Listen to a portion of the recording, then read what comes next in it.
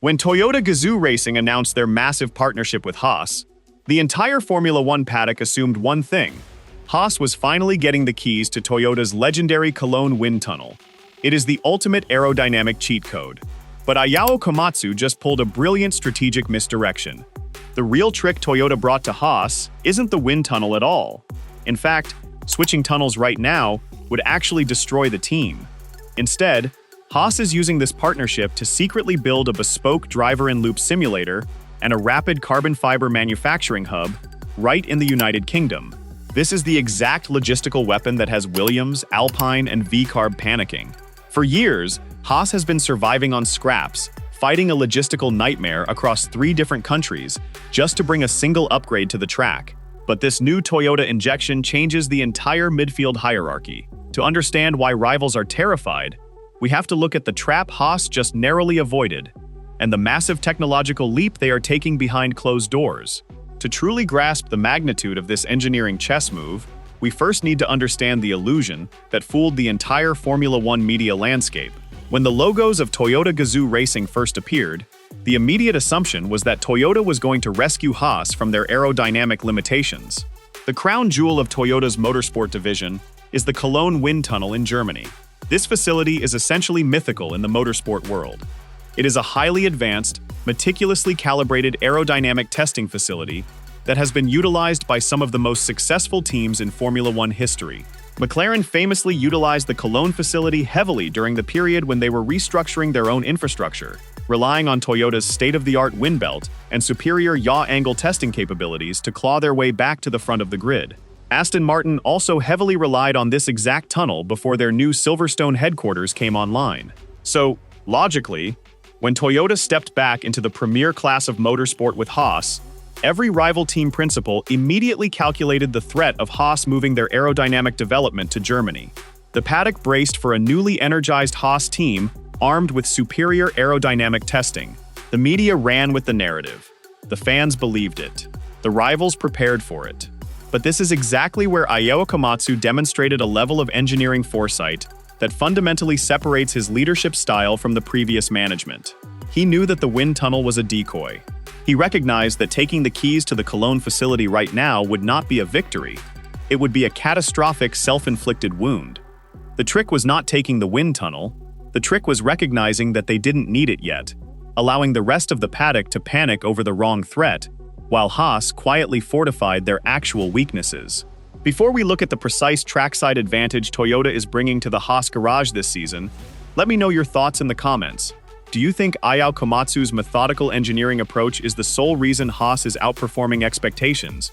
Or is it just the natural evolution of the car? Drop your technical takes below. To understand why Komatsu rejected the immediate use of the Cologne facility, we have to dive deep into the cold, unforgiving physics of the current Formula One regulations. We are currently in the ground effect era. These cars generate the vast majority of their downforce, not from the topside wings, but from the complex, three-dimensional geometry of the floor, interacting with the track surface. Because these floors run millimeters above the asphalt, the airflow is incredibly sensitive. A change in ride height of just a single millimeter can drastically alter the aerodynamic load, leading to porpoising, bouncing, or a complete stall of the diffuser. Because of this extreme sensitivity, correlation has become the single most important word in modern Formula One. Correlation is the relationship between the data generated in the digital world, computational fluid dynamics and wind tunnels, and the physical reality of the car on the track. If your wind tunnel tells you a new floor will give you 10 points of downforce, but you bolt it onto the car and it actually loses downforce, your correlation is broken. When correlation breaks, a team is effectively flying blind. We have seen massive, well-funded teams like Mercedes and Ferrari spend entire seasons completely lost because their wind tunnel data was lying to them. Currently, Haas uses Ferrari's wind tunnel in Maranello. Over the last few seasons, they have painstakingly built a baseline of correlation data. They know exactly how the Maranello tunnel translates to the real world. If Komatsu had chosen to move their aerodynamics department to Toyota's Cologne tunnel, right in the middle of this regulation cycle, it would have wiped out that baseline entirely. Every wind tunnel has its own unique characteristics, its own boundary layer behaviors, and its own mechanical quirks. Transitioning to Cologne would mean spending months, perhaps even an entire season, just trying to recalibrate their data and figure out if their new aerodynamic tools were telling the truth. Komatsu avoided the correlation trap. He kept their aerodynamic foundation rock solid at Ferrari. By maintaining stability in Maranello, Haas protects their development trajectory for the current car. But if Toyota isn't fixing the aerodynamics, what exactly are they injecting into this team that has midfield rivals so terrified? The answer lies in solving the most crippling logistical bottleneck in modern Formula One. We are about to break down the massive digital factory Haas is building. But first, hit the like button if you think staying in the Ferrari wind tunnel to protect their correlation data was the smartest technical decision of the year. It completely changes how we view their upgrade path. Historically, Haas has been the ultimate nomadic team. Their business model was revolutionary when they entered the sport, but it created an absolute nightmare for rapid engineering development. The structural workflow of the team was fractured across 3 different countries. The conceptual design and engineering work took place in Banbury in the United Kingdom. The aerodynamic testing and power unit integration took place in Maranello, Italy, relying heavily on Ferrari's infrastructure. Finally, the physical manufacturing of the chassis and heavy components was outsourced to Dallara, also in Italy. This fractured geography bled crucial time. If a Haas engineer in the UK had a brilliant idea for a suspension tweak, they couldn't just walk down the hall and test it. They had to schedule time, fly to Italy, and wait in line to use Ferrari's leftover simulator time. In a sport where development speed is measured in hours, Haas was operating on a delay of weeks. They were a hyper-efficient crew crippled by their own logistics, fighting with one arm tied behind their back. Enter the true threat of the Toyota partnership, the Banbury digital operation. The brilliant trick was using Toyota's vast resources to completely eliminate this geographical bottleneck.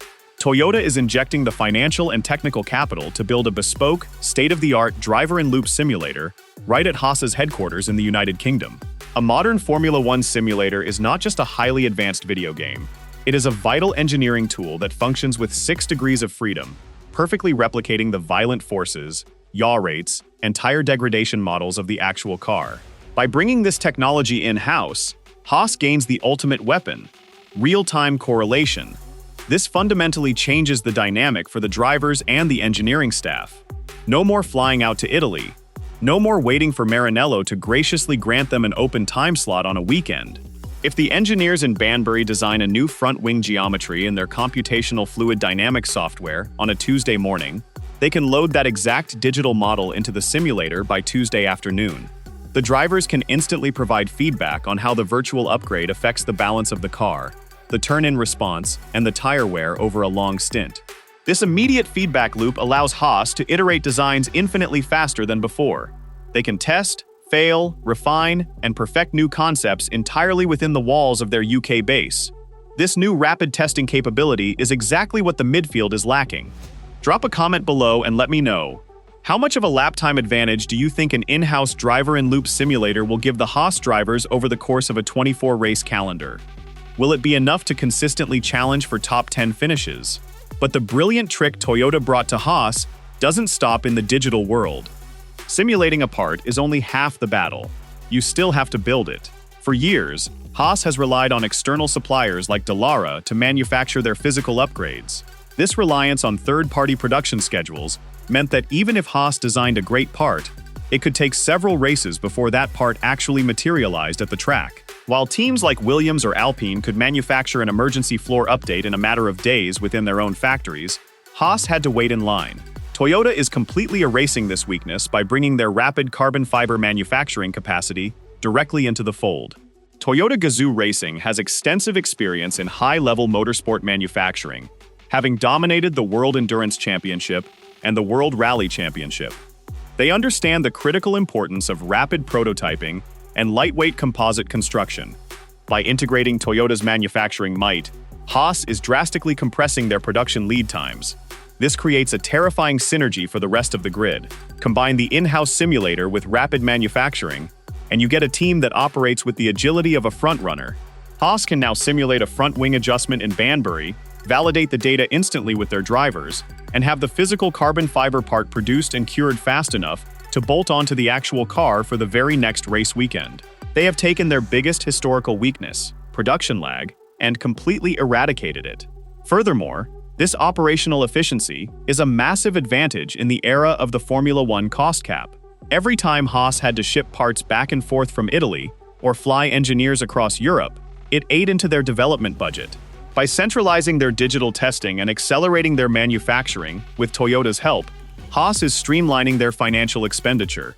Every dollar saved on logistical headaches is a dollar that can be redirected directly into making the car faster. They are maximizing their cost cap efficiency in a way that bloated, legacy midfield teams are struggling to match. This is the exact reason why the rest of the midfield is in a state of panic as we approach the monumental regulation reset of 2026. In 2026, Formula One will undergo one of the most drastic technical overhauls in its history, with entirely new aerodynamic philosophies, active aerodynamics, and completely redesigned power units relying on a 50-50 split between internal combustion and electrical power. When a regulation reset occurs, the teams that can adapt, test, and manufacture new concepts the fastest are the ones who jump to the front of the grid. Legacy teams like Williams are still in the process of rebuilding their outdated internal systems. Alpine is undergoing massive internal restructuring and transitioning away from their own works engine program. VCarb is constantly shifting their operational philosophy to align with Red Bull Racing. These teams are vulnerable. Meanwhile, Haas has quietly engineered a masterstroke. By keeping the paddock distracted with the illusion of the Cologne wind tunnel, they kept their current baseline stable while building a futuristic, rapid response infrastructure in the shadows. They are no longer just a customer team surviving on off-the-shelf Ferrari parts and outsourced manufacturing. They have evolved into a highly agile, works-light racing unit, armed with a state-of-the-art simulator, rapid composite manufacturing, and the full weight of Toyota's motorsport intelligence.